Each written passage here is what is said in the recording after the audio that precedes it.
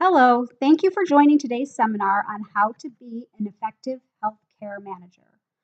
We're going to start by discussing five separate terms. The first term is planning, the second term is organizing, the third term is staffing, the fourth term is leading, and the fifth term is controlling. First, we're going to look at planning. Planning is the process where you think about and organize the activities that you need to achieve certain objectives. An example of this would be at the meeting, the manager will have created an agenda that details what will occur during the meeting and what steps need to be taken to accomplish the goals. This is an example of planning. Next, we will look at organizing.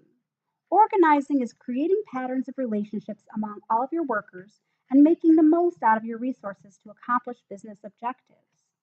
For example, the manager will make sure each employee has something to work on while distributing the work fairly and also making sure that the resources are enough to get the job done.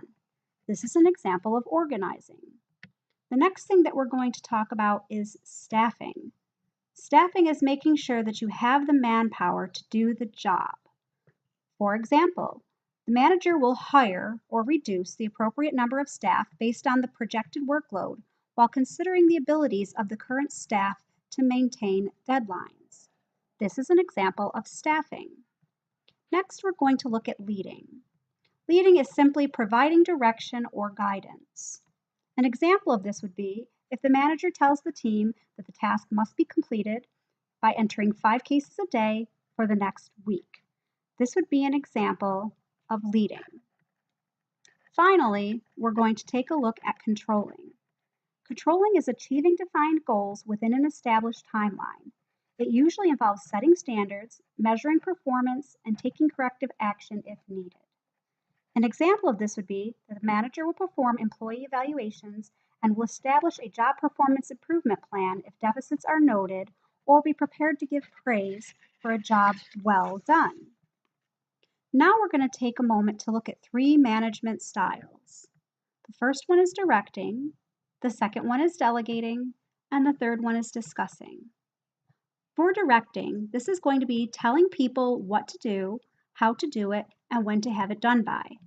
They assign responsibilities, establish standards, and define expectations. The strengths of this method is that the expectations are clear and the feedback is candid. The weakness is it's one-way communication. The manager speaks and the staff listens. It is appropriate to use when there is a complex project with multiple components that is due by a firm deadline. Next, we're going to look at delegating. Managers use this style to get agreement on what needs to be completed and when. The strengths are that goals and deadlines are established and clear at the start of the project, and the staff can be recognized for demonstrating the ability to get the job done.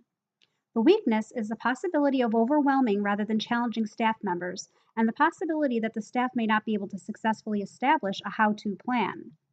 This is appropriate to use when the staff has the skills, knowledge, and motivation to get the job done. Finally, we're going to look at discussing. When managers ask questions and discuss issues, projects, and opportunities, this is discussing. The strengths of this is that it's two-way communication and collaborative decision-making.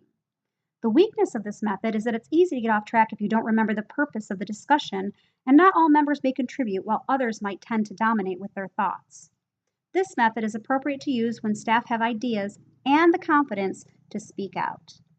Thank you for joining us today as we discuss how to be an effective healthcare manager.